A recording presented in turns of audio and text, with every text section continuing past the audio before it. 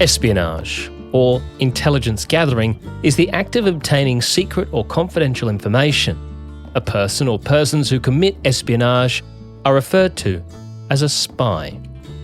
The world of spies and secret government agencies has long been a fascination to many. Much like with the world of crime and the underworld, it's the unknown, the secrecy, a world that not many will ever get to experience. Annie Machon did experience this world. Not only did she work for one of the world's most famous government spy agencies, but she was also pursued by them. It was cash only. If we had to grab some money in a city, we would then leave that city and move as far as we could on some intercity train as quickly as we could so that they would miss us. My name's Jack Lawrence. Welcome to Wanted. I'm a wanderer of the soul. Before the end, I plan to be whole.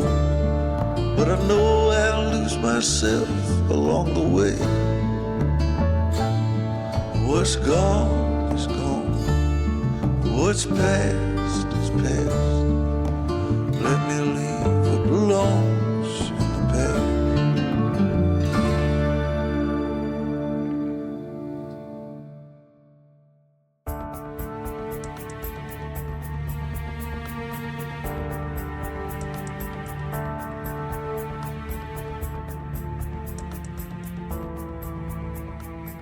The British Secret Service was founded in the early 1900s, where its main concentration was focused on the activities of the Imperial German government.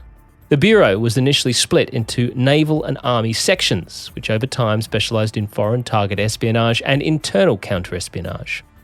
Prior to the beginning of World War I, due to a number of administrative changes, the Home Section became known as Directorate of Military Intelligence Section 5. And of course, its abbreviation, MI5. Later on down the track, the Foreign Naval Section of the service was to become known as MI6, of course, made famous by British spy Commander James Bond, 007. The headquarters for the British Secret Service is located in the heart of London. It's situated right on the banks of the River Thames. Other than its imposing size, it's a very unassuming building, and it's situated almost 300 kilometres away from a small Channel island known as Guernsey. And Guernsey, in 1968, was the birthplace of Annie Machon. She was born into a family that had no real government ties, and in fact, quite the opposite, as she had journalists in her family. So Guernsey has a weird history, all the Channel Islands do, because they were occupied by the Germans during the Second World War. It's the only part of Britain that was seized by the Germans. Yeah. And they went through 5 years of hell. And both my grandfathers left and served. One was in the midget submarines, sorting out stuff in places like Singapore Harbour. My other grandfather was a Spitfire pilot. They both served a lot of very hard years in the forces. And when they went back to Guernsey, both of them, the one who'd been in midget submarines became a grower, which was the big thing in Guernsey at that time. You built vineries, you grew tomatoes, you exported them. And my other grandfather had started working life as a journalist, a Spitfire pilot. So when he went back to Guernsey, he married and settled down, had a family, and became a journalist again and became the editor of the local newspaper. My father, his son, then also went into journalism after having been a pilot also. So he became the editor of the local paper too. So yeah, it's not government, actually much more the fourth estate, as it used to be called, which was trying to hold power to account. And the way that Guernsey went from tomato growing and tourism in the 50s, 60s, 70s to being a renowned, rather dodgy sounding tax haven, which started in the 80s onwards. This is what my father, particularly when he was editor in the 90s, was trying to expose. So I grew up with my grandpa and my pa, both inculcating me the idea that, the fourth estate is there to speak truth to power. You have to hold power to account.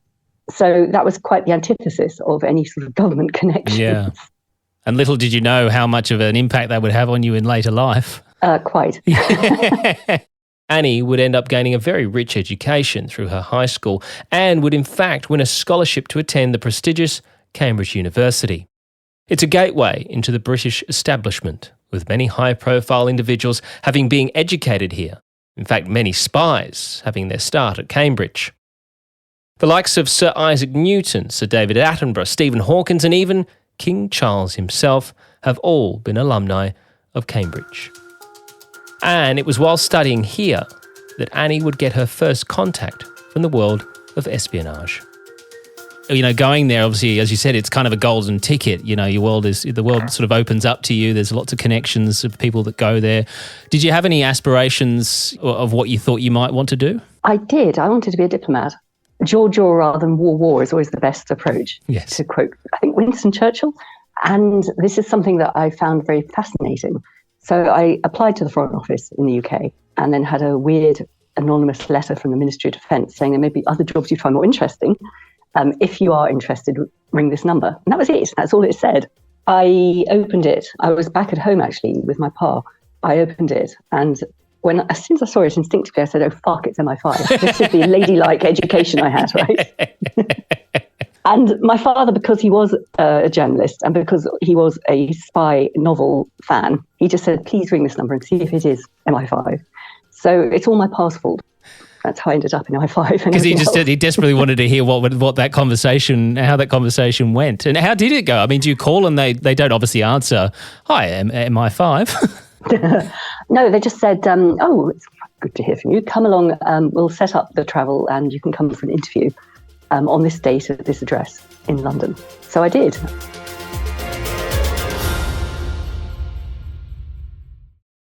The next station is Mile End. Change here for the District and Hammersmith and City lines.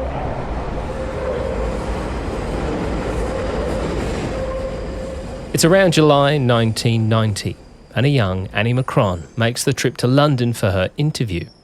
She thinks she knows who she's meeting with, but she's still not 100% sure. Nonetheless, she would arrive at an unassuming building which was completely unmarked and also totally empty. I went into this room and there was this sort of hippie chick. Seriously, that's what she looked like. Hair down to her waist and tiered skirts and all the rest of it. Turned out she was a highly regarded officer in MI5 because I ended up working with her when I was in MI5, but she just did not look the part. And we had a 3-hour conversation all about my life from the age of 12. And then halfway through that conversation, she said, why do you think you're here? Who do you think we are? And I said, well, you, MI5? I thought, if I've got this wrong, I'm going to sound like a hit. And she said, yes, we are, and please sign this, which was the notification of the Official Secrets Act. Right, so straight away they got you. Process. Yeah. But the weird thing was, this hippie chick was so unexpected and also very clear thinking and very reassuring about exactly what the positioning of MI5 was at that time. They were trying, they were on a legal footing. They did have to obey laws for the first time in the 80 years history at that stage. And I liked her. So, people always say if they work in sales, you don't buy the product, you buy from the person who's selling it because you trust them. I got on very well with her and she saw me through the entire process. And as I said, I ended up working with her. But yeah, that's how I ended up sort of falling into their grip.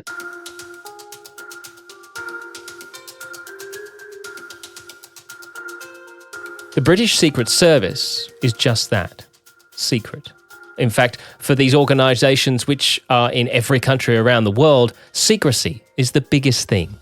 You could have passed someone from an intelligence agency this morning, stood behind them as they ordered their coffee, or looked over at them in the commute to the office. That's the point. They are just ordinary people doing an extraordinary job, and one that Annie says you can't share with people. Not even the ones around you. I mean, I'm talking about, God Christ, it's 33 years ago. And at that point, they were beginning to open up a little bit. So they were beginning to think about more open recruitment. And in fact, they started implementing it only a couple of years later. But it was very strange. So my recruiter said, you can tell that you're in the process of being recruited by this organization to your husband, partner, whatever, or your best friend or very close family members. So I did tell my pa, I did tell my partner at the time, and I did tell my best friend. But all I could say was, this is the organization that I'm talking to, but I can't say anything more. So from that point, it's like a sort of glass shutter comes down between you and even the people you most trust. And it becomes very difficult to maintain and foster the open sort of relationships you'd have. Or I was going to say, it would be potentially quite isolating. Because most people, when they have a bad day at work or anything like that, the first thing you want to do is whinge about it to partner or your friends or whatever. You know, when you go out for drinks with people, everyone whinges about their work and, oh God, the boss and blah, blah, blah. But you can't. When I started working there, yes, that did become a huge problem. And this is why there are so many sort of incestuous relationships between officers within these types of organizations, because it becomes very difficult to maintain a relationship if one of you is on the outside. Yeah. So a lot of people end up in relationships on the inside, because you can just let it all hang out. You can talk about your day. You can talk about the operations you're working on. And it's not a problem. It's not Alice down the rabbit hole. It's more Alice through the looking glass, I think I would say. That's what it felt like. And the recruitment process, that was the beginning of it. It was a very odd time.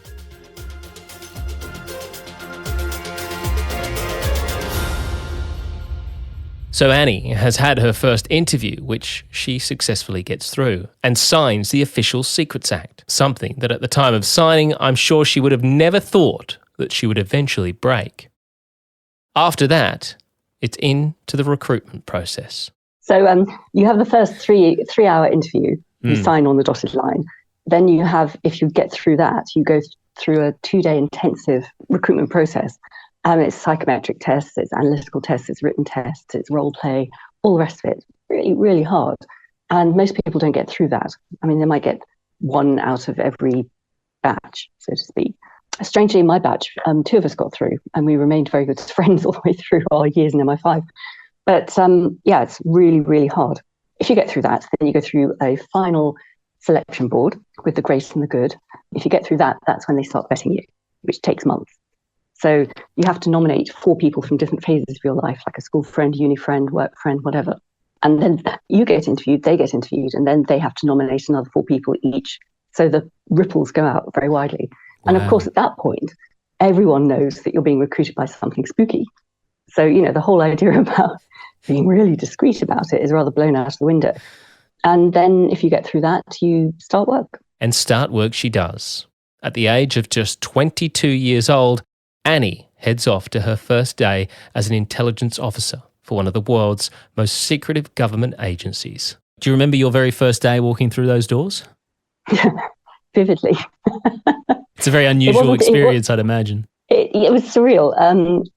It was not in their HQ.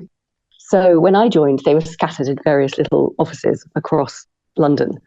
And the recruitment or the training sector was right next to Bond Street. Very nice location. So you walk through the door, you don't know what to expect. You've got 2 weeks of being inducted, as they called it. And you get your 2 weeks training, and then you're lobbed off to whichever section you're assigned to. And you have, I think it was 6 months probation with a so-called mentor. Most of them were crap, actually. And then once you've gone through that, you are assigned to your work and other desks. Desks being the subject areas. Sorry, that sounds really boring. But that was going to be one of my questions. What is it like in there? Is it just a normal office, the cubicles and, the coffee and tea machines and all the rest of it? Oh, God, back in the day, back in the old offices, it was pretty crap. I mean, if you think sort of British civil service, threaded carpets and, duct tape holding down wires and all that sort of shit, it was really, really bad. When they moved to the new HQ, back in the old HQ now, back in 1994, it was all terribly high tech and very nice. Yeah. But it was civil service grade, I think is the best way of putting it. It is not ostensibly a glamorous job, would be the best way of putting it. But the weirdness is when you suddenly start having to deploy secret techniques to investigate people, and you start, reading their communications or listening or getting agent reports coming across your desk and all that sort of thing. So for the first few weeks when you're learning that, it is really genuinely odd. And after a few weeks, a couple of months, it's fine. It's just the job, right? Yeah. It's weird how people can acclimatize themselves so quickly to a very strange world. Yeah. Now she's in. What exactly is she going to be tasked with? Well, from the very start, Annie is unsure about just how ethical her first task really is, as she's sent to Section F2, which handled counter-subversion. It's the aspect of counterintelligence designed to detect, destroy, neutralise or prevent subversive activities through the identification, exploitation, manipulation and deception of individuals, groups or organisations. i.e. investigating political activists, effectively. Yeah. So the whole raison d'etre of counter-subversion was the fact that there had been this thing called the Cambridge spy ring in the 50s and 60s. It was a huge scandal where the Soviets had actually turned a number of very senior establishment figures to subvert the British state from within. So we're talking about Guy Burgess, Kim Philby, Donald Maclean, people like that. I think there were 5 of them in total. And this rocked the British establishment back in the early 60s, particularly when Kim Philby escaped to Russia.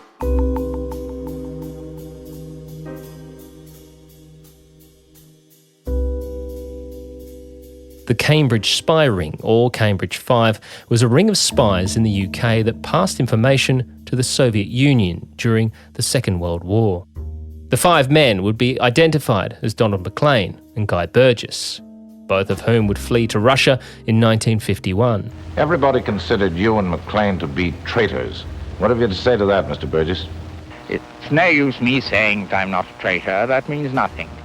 Of course I'm not, but that's only I who know that. Kim Philby, who was actually questioned on television regarding his involvement, which he denied. I was asked to resign from the Foreign Office because of an imprudent association with Burgess, and as a result of his disappearance. So, beyond that, I'm afraid I've got no further comment to make. Can you say when your communist associations ended, if I assume they did? The last time I spoke to a communist, knowing that he was a communist, was sometime in 1934. He would later flee to the Soviet Union in 1963. Every evening I left the office with a big briefcase full of reports which I had written myself, full of files taken out of the actual documents, out of the actual archives. I used to hand them to my Soviet contact in the evening. Next morning I'd get the file back, the contents having been photographed, and take them back early in the morning and put the files back in their place. British intelligence would later obtain confessions from 2 other men whose involvement was kept secret for many years. In 1979, Anthony Blunt was outed, and Prime Minister Margaret Thatcher would break the news to Parliament. In the early part of last week, Professor Blunt was publicly identified as having been a suspect Soviet agent. Professor Blunt has admitted that he was recruited for Russian intelligence when he was at Cambridge before the war. And in 1990, John Cairncross would be revealed and round out the 5th member of the Cambridge 5.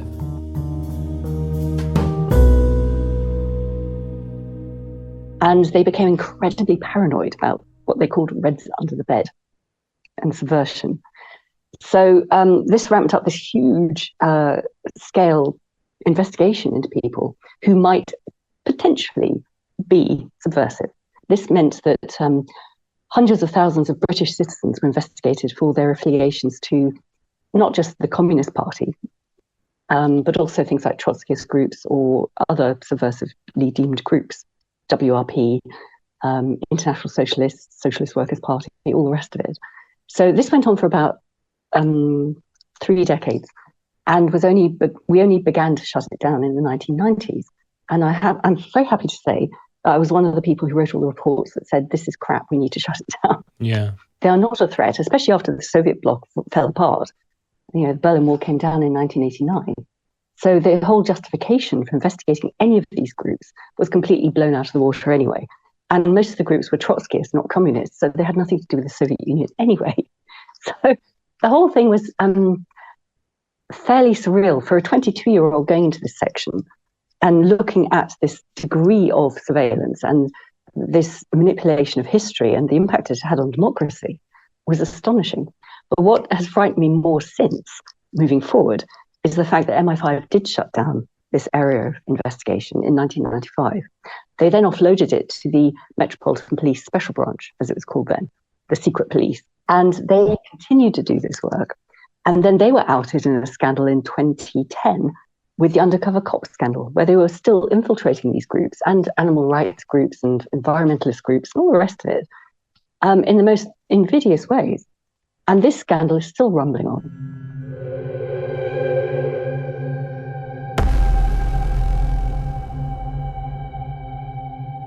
Around the end of 2010 and during 2011, it was disclosed in the UK media that a number of undercover police officers had, as part of their false persona, entered into intimate relationships with members of targeted groups. Here's one of the several left-wing organisations infiltrated by covert officers from this new squad in the Met's Special Branch.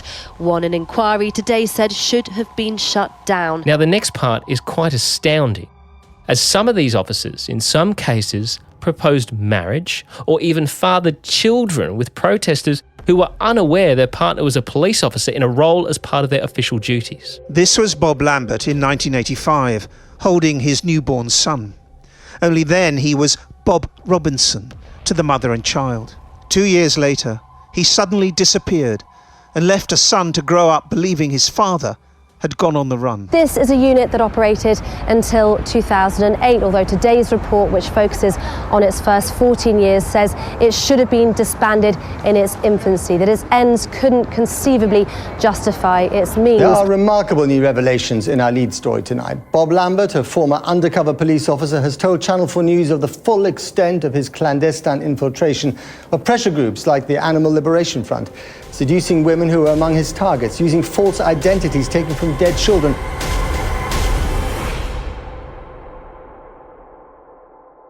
Various legal actions followed, including 8 women who would take action against the Metropolitan Police, stating they were deceived into long-term intimate relationships by 5 officers.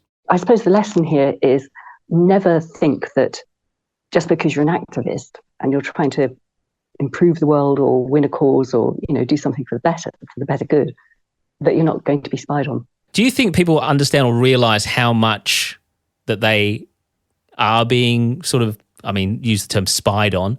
Do you think people understand how much access that these organisations can have on your day-to-day life and your communications? No, and they bloody should. Yeah. I mean, look at what Edward Snowden revealed, and that's a decade ago. So there's this huge intersection between the government and the nation-state level actors and the corporations who can be backdoored, and also the criminal hackers who can get their hands on cyber weapons. So the whole thing intermeshes all the time, and people should be aware of this and should be concerned about it.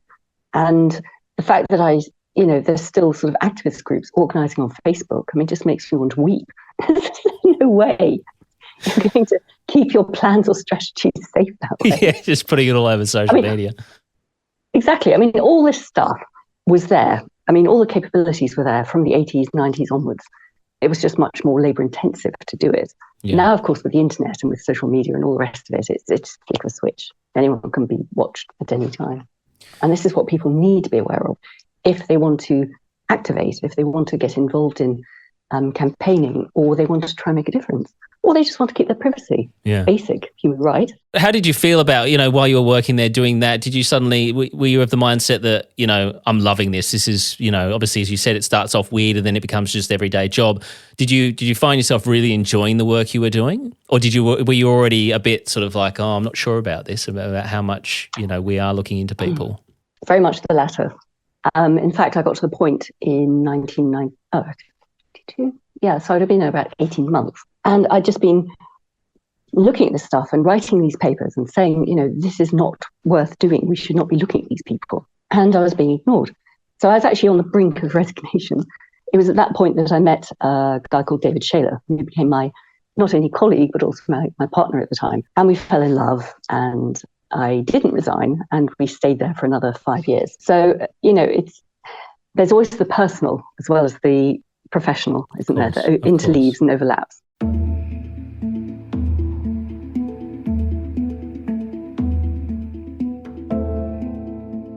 David Shayler was born in Middlesbrough in the United Kingdom on December 24th of 1965, and even from a young age was described by one of his teachers as a born rebel who sailed close to the wind and did not suffer fools gladly. David's early life was actually in journalism, and at university he would take on the role of editor of the student newspaper, where he would in fact publish excerpts from the book Spycatcher, from another MI5 officer, Peter Wright. This book was in fact banned in Britain at the time. David would graduate university with second-class honours at the upper division with a degree in English, and would later take a job at the Sunday Times newspaper. In 1991, he would join MI5 after responding to an obscure job advertisement calling for people with an interest in current affairs, common sense, and the ability to write. Believing it was some form of media-related position, he applied. Much like Annie, David began his career in F Branch and counter-subversion, where he worked vetting Labour Party politicians prior to the 1992 election. He would later be transferred to T Branch, which handled the threat of Irish terrorism, which is also an area that Annie worked, and again would find herself in a situation which troubled her.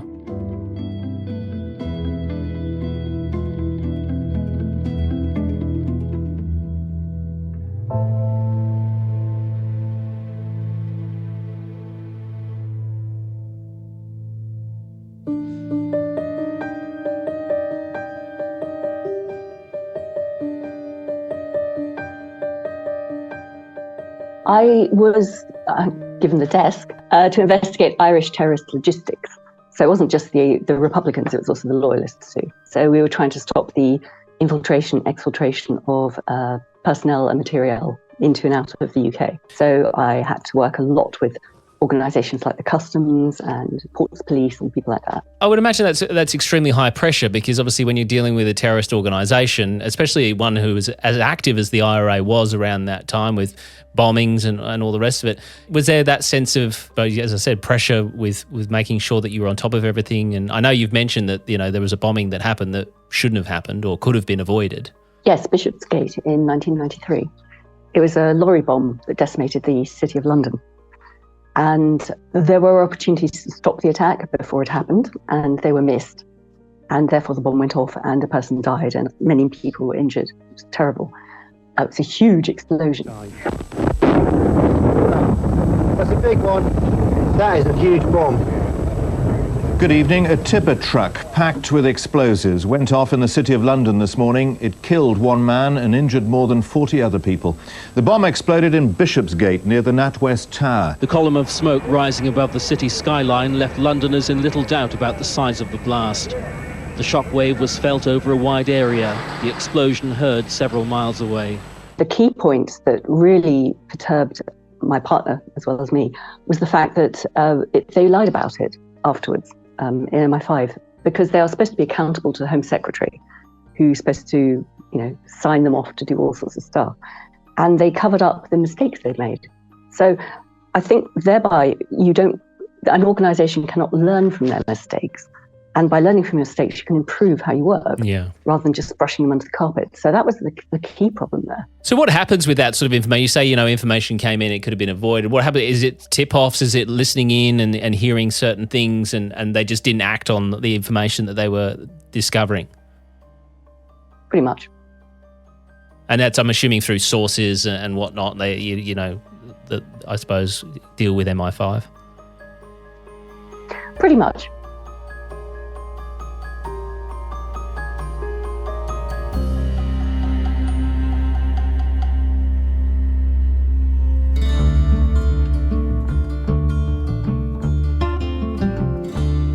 The issues around the efficacy and unaccountability of the British Secret Services would continue to build for David and Annie. And it would be a failed assassination attempt involving MI6, which would be the straw that broke the camel's back. But back in 1996, this was seen as super secret because it's illegal to assassinate foreign heads of state. David would tell Annie he believed it was time that they not only left the organisation, but in fact out them to the public. It would be a decision which would make them wanted by the very team they once worked with. So I was left with the happy task of trying to organise the exfiltration out of the UK, which I did. Next time on Wanted. I'm a wanderer of the soul. Before the end, I plan to be whole. But I know I'll lose myself along the way. What's gone is gone. What's past is past. Let me leave what belongs